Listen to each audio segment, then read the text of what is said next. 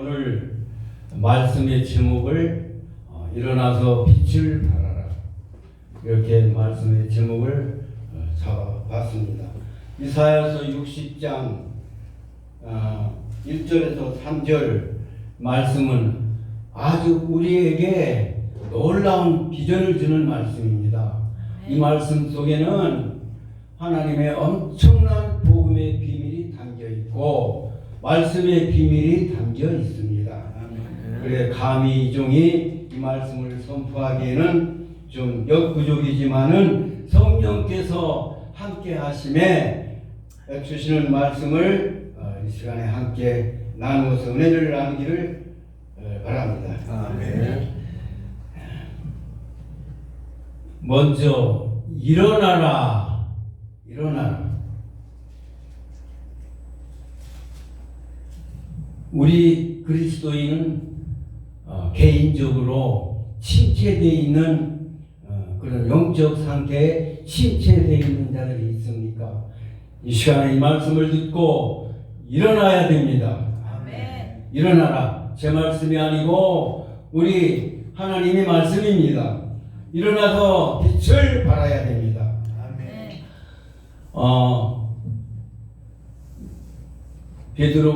요한과 베드로가 성전에 올라갈 때 미문에 앉아서 구걸하던 안진뱅이가 있었습니다. 그때 베드로가 보고서 너무너무 안타까웠고 측은하여서 은과 금은 내게 없거니와 내게 있는 것으로 내게 주노니 하면서 그 안진뱅이의 손을 붙잡고 벌떡 일어나라. 아멘. 그러니까 이 안진뱅이가 벌떡 일어나서 걷고 뛰고 막 성전에 들어가서 할렐루야 하나님께 영광을 돌렸다고 했습니다. 아멘.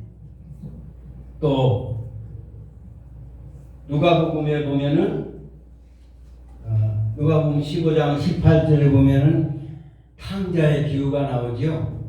탕자가 아버지께로부터 나눠 받은 모든 재산을 다 몽땅 가지고 외국으로 갔어요.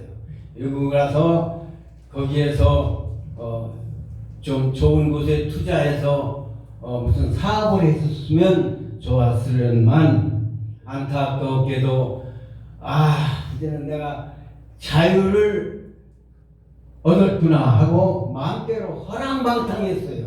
있는 재산 다 탕진했습니다. 그래 나중에는 보니까 전대 주머니에 돈도 다 떨어지고 이제 끓이조차 챙겨 먹을 그런 형편이 못 되었어요. 그래서 이제 하루 3끼 밥만 먹어도 좋겠네 하고 어느 목장을 찾아가서 주인에게 부탁을 했어요. 주인님, 저 삼시세끼 먹어만 주면 내가 열심히 일하겠습니다. 그래? 그래서 그 주인이 들로 짐승을 치는 들 목장으로 보냈어요. 목장으로 보냈는데 기근이 그 당시에 얼마나 심했는지 주인이 그 탕자의 먹을 삼시세끼 먹을 그것조차도 줄 형편이 못 되었어요. 나중에 그래서 할 수 없이 이 탕자는 짐승이 먹는 주염열매를 먹어요. 그런데 그것마저도 떨어져요. 그러니까 기가 막힌 거예요. 야, 내가 이제 굶어 죽게 생겼구나. 그러면서 가만히 둘러넣어서 생각을 하다가 벌떡 정신을 차려. 내가 이게 아니다. 내가 이제 일어나서 아버지께로 가야 되겠다. 벌떡 일어났어요. 일어나서 비로소 회개하는 마음으로 내가 이제 아버지께, 내가 하늘과 아버지께 지혜를 얻었는데 이제는 내가 아버지께 가서 품꾼의 하나로만 써달라고 해야 되겠다. 그리고 삼시세끼 밥만 먹어도 나는 좋겠다. 이렇게 그러니까 완전히 회개를 한 거지요. 그래서 이 당자는 아버지 집을 향해서 일어나서 아버지 집을 왔을 때에 그 탕자는 모든 것이 다 회복됐어요. 아버지가 그 탕자를 보고 손에 가라지를 껴라. 뭡니까? 아들의 명분을 회복시켜주는 거예요. 좋은 옷을 입혀라. 좋은 신발을 신겨라. 자, 짐승을 잡자. 제일 살찐 송아지를 잡자. 풍악을 올려라. 그래가지고 잔치를 벌였잖아요. 완전히 회복이 됐어요. 왜? 일어나서. 일어나라는 뜻은 회개를 말합니다. 회개하고 돌이켜서.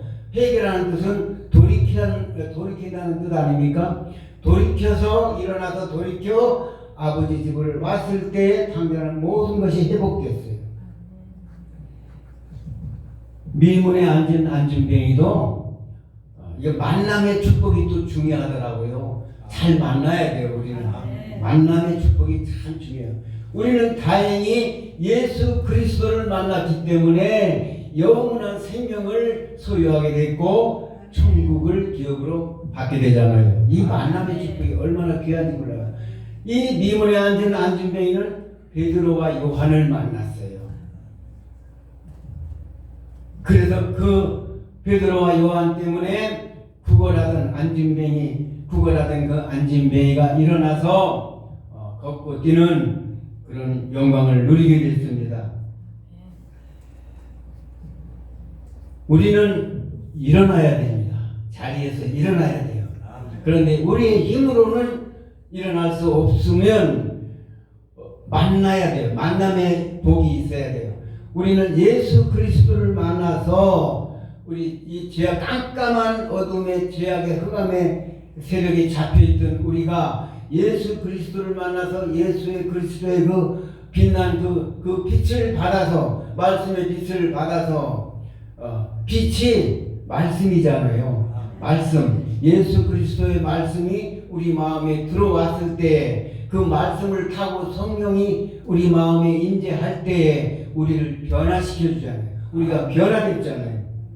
그래서 우리가 일어날 수 있었던 거예요. 이게 복입니다. 이게 큰 만남의 제일 큰 복이 만남의 예수 그리스도를 우리가 만났다는 거예요. 여기 이사야서 60장 1절로 3절의 말씀은 이스라엘 백성들에게 해당되는 말씀이에요. 이스라엘 백성들이 어땠습니까? 하나님 앞에 범죄했잖아요. 하지 말라는 거 우상 숭배하고 윤리와 도덕을 완전히 땅에 던져버리고 자기들 마음대로 살다가 하나님 앞에 진노의 채찍을 받게 됐잖아요. 그래서 하나님께서는 이사야 선지를 보내서 그렇게 돌아오라 일어나서 내게로 돌아오라 했는데 그들이 듣고 말을 안 듣잖아요. 그리고 이사야가 이스라엘 백성들에게 그 죄악을 규탄한 내용을 보세요. 이사야 선지가 백성들에게 죄악을 규탄합니다. 이사야서 59장 5절에서 4절 말씀만 보자. 그 내용이 긴데요.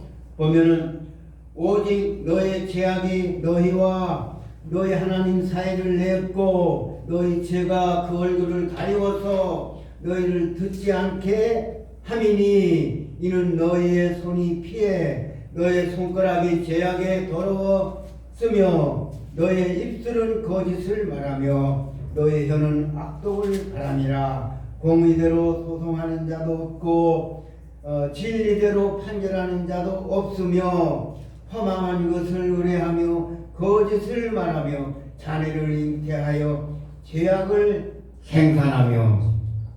이스라엘 백성들의 죄악상을 이스라엘 선지가 낱낱이 규탄합니다. 이스라엘 백성들은 이사야 선지의 그 죄악을 규탄하는 말을 듣고 드디어 회개를 합니다. 이스라엘 백성들의 그 회개, 그 죄악을 자백하는 내용을 몇 군데 찾아보면은 이사야서 59장 10절 말씀까지 보면은 우리가 소경이 담을 더듬으며 눈 없는 자같이 두루 더듬으며 낮에도 황혼때같이 넘어지니 우리는 강장한 자 중에서도 죽은 자 같은지라. 우리가 곰같이 부르짖으며 비둘기같이 슬피 울며 공평을 바라나 없고 구원을 바라나 우리에게 멀도다. 대저 우리의 허물이 우리 앞에 심히 많으며 우리의 죄가 우리를 쳐서 증거하오니 이는 우리의 허물이 우리와 함께 있음이라. 우리의 죄악을 우리가 아나이다 하고 하나님 앞에 회개합니다. 하나님 앞에 회개합니다. 이 이스라엘 백성들이 이 당시에 바벨론에 포로가 돼서 70여 년간 거기에서 노예 생활을 하고 있었잖아요. 그 중에서도 이사야 선지를 보내서 그들에게 회개를 죄악을 규탄하고 회개를 촉구합니다. 그때 이스라엘 백성들이 드디어 죄를 깨닫고 우리가 하나님 앞에 범죄하여서 이러한 징계를 받았구나 하면서 뼈저리게 회개합니다. 그 회개를 하나님이 보시고 하나님이 드디어 이스라엘 백성들을 회복시킵니다. 때가 됐어요. 70년간이라는 기나긴 세월을 바벨론에서 포로 생활하는 그 이스라엘 민족 거기에서 그들이 회개하니까 하나님이 이제 때가 되니까 그래 이제는 됐구나. 그래 알았다. 이스라엘 민족을 향해서 이제는 일어나라. 일어나서 빛을 발하라. 하나님이 이스라엘 민족을 향해서 이제 일어나라고 말씀을 선포하십니다. 이사야 선지를 통해서 말씀을 선포합니다. 너희들이 일어나면 이제 너희들 위에 빛이 임하였다. 너희들에게 빛이 이르렀고 여호와의 영광이 내 위에 임하였음이라. 보라 어둠이 땅을 덮을 것이며 캄캄함이 만민을 가리우려니와 오직 여호와께서 내 위에 임하실 것이며 그 영광이 내 위에 나타나리니 하면서 이제 일어나라고 합니다. 일어나라. 내가 너희들에게 빛을 비칠 것이다. 너희들도 내 빛을 받아서 빛을 발하라. 그런데 많은 주의종들이 이 하나님의 빛을 우리가 반사경의 역할을 해야 된다고 하더라고요. 반사경 돼가지고는 안 돼요. 반사경. 거울 쪼가리 하나 갖다 놓고 햇빛이 있는데 이 반사경에 비춰봐요. 그 얼마나 비칩니까? 이 부분 반사경이 아니에요. 우리 전체가 빛이에요. 마태복음 5장에서 너희는 세상의 빛이니 그랬잖아요. 우리가 빛입니다. 우리가 빛이에요. 우리 전체가 빛덩어리예요. 하나님의 말씀을 받은 자가 빛이에요. 요한복음 4장 1장 4절에 보면은 하나님의 말씀을 받은 자가 빛이라고 그랬어요. 생명이라고 그랬어요. 생명이요 빛이라고 그랬어요. 반사경 가지고는 안 됩니다. 우리가 하나님의 말씀을 우리 마음에 받아서 우리가 빛의 역할을 해야 됩니다. 빛을 발하라. 빛을 발산하는 삶을 살아야 돼요. 빛을 발하라는 것은 빛에는 선행의 빛이 있고 의의 빛이 있고 참빛이 있어요. 예수님은 참빛으로 이 세상에 오셨다고 요한복음 1장 4절에 말씀하고 있잖아요. 예수님은 참빛입니다. 그 빛을 우리에게 말씀을 통해서 우리에게 전가해 주셨어요. 우리도 빛입니다. 말씀을 받은 하나님의 자녀는 다 빛의 역할을 해야 돼요. 빛과 소금의 역할을 해야 돼요. 그래서 너희는 세상에 빛이라고 했습니다. 빛.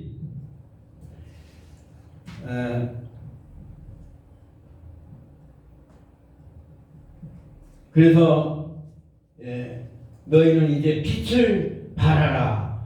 너희는 하나님의 말씀을 받은 자는 이제 빛이니까 그 빛을 하나님의 말씀을 받았으면은 이제 너희도 다른 사람에게 빛을 발하는 거예요.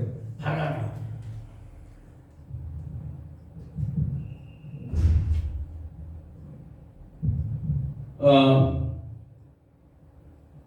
이 하나님의 말씀을 받은 우리는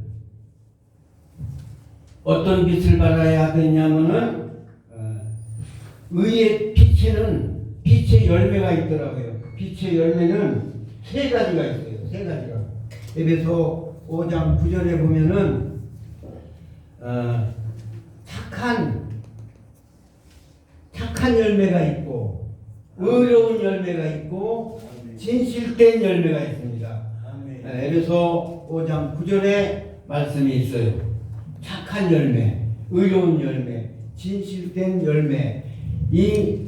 이것을 이런 열매를 맺으려면은 이런 착한 삶을 살아야 돼요. 착하다는 것은 착할 선자, 선이잖아요. 선, 하나님의 속성은 선이잖아요. 선. 그런데 여기서 착한 삶을 살아라는 것은 우리가 좀 더 깊이 이 말씀을 깨닫는다면은 복음의 빛을 발하는 거예요. 복음을 전하라는 거예요. 남에게 믿지 않는 자들에게 우리가 복음을 전할 사명이 있습니다. 하나님의 말씀을 받은 우리는 그 말씀을 우리만 받아서 구원받을 것이 아니라 저 어둠의 흑암의 세력에서 허덕이는 자들에게 이 복음의 빛을 발하여서 복음을 전해서 그들과 함께 우리는 하늘나라를 향해서 가야 할 사명이 우리에게 있습니다. 그래서 이 선의 빛을 발해야 돼요.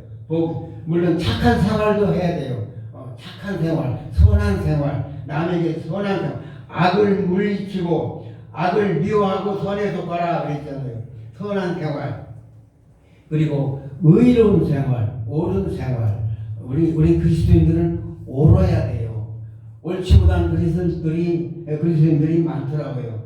그리고 우리 그리스도인들은 진실해야 돼요. 특별히 오늘 우리나라에 많은 교회들이 있는데 주의 종들이 진실치 못한 종들이 너무 많더라고요. 그래서 전도의 문이 막혔어요. 전도를 하면 목사가 어떻고 장로가 어떻고 그래가지고 전도가 안 돼요. 왜 그럽니까? 우리 그리스도인들이 진실치 못해서 그래요. 거짓된 일을 많이 하고 우리 그리스도인들 중에서도 사기꾼이 그리 많아요. 이거 왜 그럽니까? 사탄의 앞잡이 노릇을 하기 때문에 그래요. 그러니까 우리가 하나님의 말씀을 바로 받았으면은 이 진실된 삶을 살아야 되고 의로운 삶, 또 착한 삶을 살아서 빛의 열매, 세 가지 열매, 착한 열매, 의의 열매, 진실된 열매, 요 열매를 가지고 이 다음에 우리 주님이 저 공중에 강림하실 때에 우리가 그걸 가지고 가야 돼요. 그거를 가지고 간다는 것은 슬기로운 다섯 처녀가 등만 가지고 딸랑 갈 것이 아니고 다른 그릇에다가 기름을 따로 여유 있게 가지고 갔잖아요. 그것이 바로 열매입니다. 열매를 가지고 우리 예수님을 만나러 가야 될 줄 믿습니다. 아멘. 오늘 이 귀한 말씀에 우리가 꼭 알아새겨야 할 말씀이 있는데요. 요한일서 2장 8절을 우리가 한번 찾아보겠습니다. 요한일서 2장 8절. 제가 읽어드리겠습니다. 요한일서 2장 8절. 다시 내가 너희에게 새 계명을 쓰노니 저희에게와 너희에게도 참된 것이라. 이는 어둠이 지나가고 참 빛이 벌써 비침이니라. 빛 가운데 있다 하며 그 형제를 미워하는 자는 지금까지 어두운 가운데 있는 자요, 그의 형제를 사랑하는 자는 빛 가운데 거하여 자기 속에 거리낌이 없으나 그의 형제를 미워하는 자는 어두운 가운데 있고 또 어두운 가운데 행하며 갈 곳을 알지 못하나니 이는 어두움이 그의 눈을 멀게 하였습니다. 우리가 하나님의 말씀을 받아서 그리스도인의 빛인데 이 빛된 삶의 가장 핵심이 뭡니까?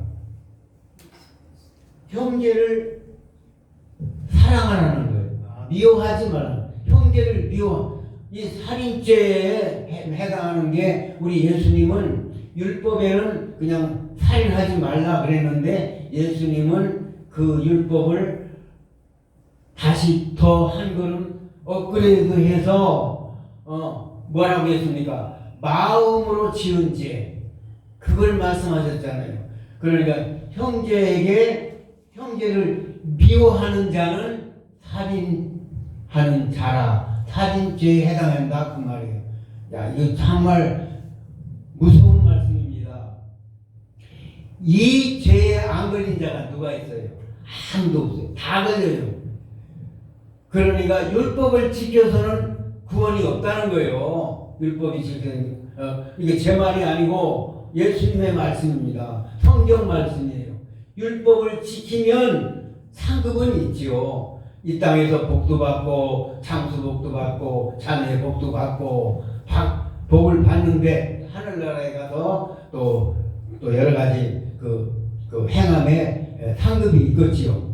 그런데 율법을 지켜가지고는 구원과는 상관이 없어요. 율법과 구원과는 상관이 없습니다.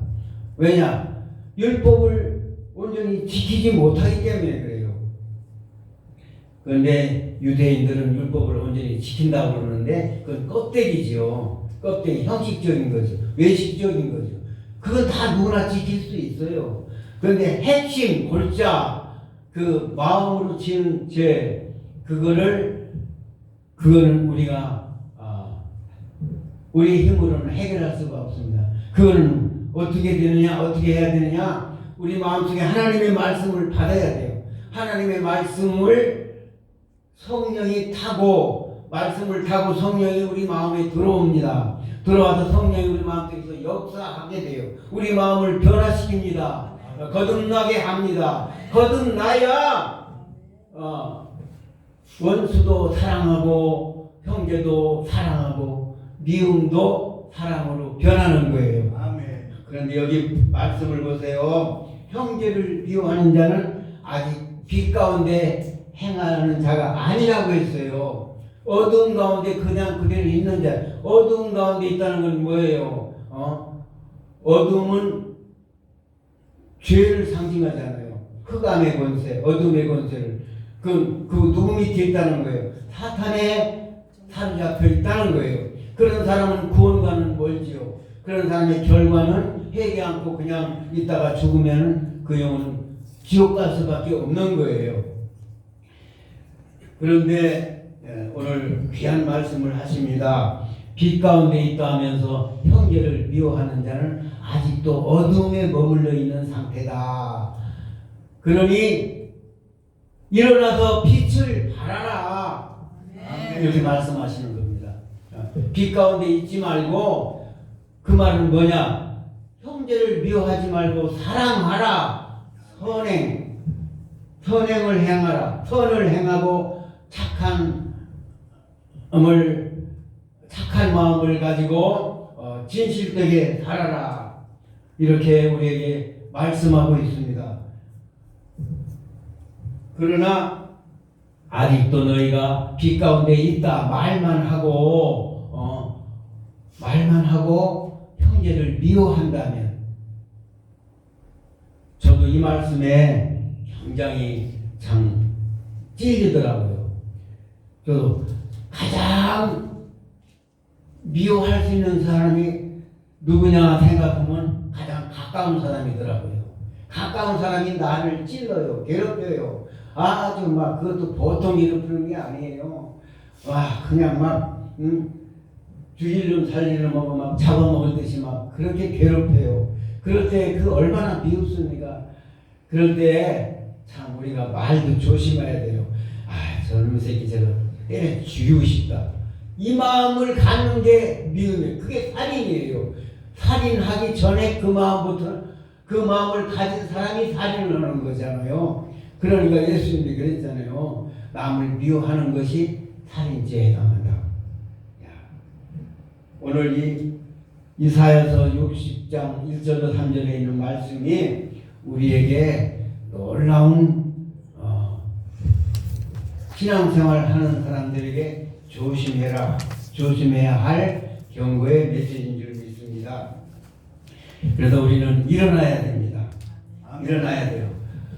자리에서 미문에 앉음에 같이 머뭇거리고 그냥 구걸만 하지 말고 이제 일어나서 빛을 발하라는 건 뭔 뜻입니까? 이제는 일어나서 남을 앉아서 드러나서 구걸만 하지 말고 일어나서 남에게 주라는 거예요. 뭘 줘? 사랑을 주고 선행을 베풀고 착한 행실을 하고 이렇게 이제는 일어나서 주라는 거예요. 구걸하지 말고 이제는 일어나서 남에게 빛을 발하라. 빛을 발산하라. 이 말은 뭐냐면 주라는 말이에요. 빛을 전달하라 이거예요. 남에게 주라는 거예요. 복음의 빛을 발하고 착한 빛, 의로운 빛, 참빛을 바라는 우리 모두가 되기를 예수님의 이름으로 간절히 축원합니다. 아멘. 말씀을 더 전하고 싶은데요. 우리가 기도해야 되겠어요. 우리 나라가 지금 말이 아닙니다. 나라가 말이 아니에요. 제가 오늘 이 말씀을 전하려고 온 게 아니고 나라와 민족에 대한 그런 말씀을 선포하려고 했는데 갑자기 이 말씀을 선하게 되네요. 우리가 지금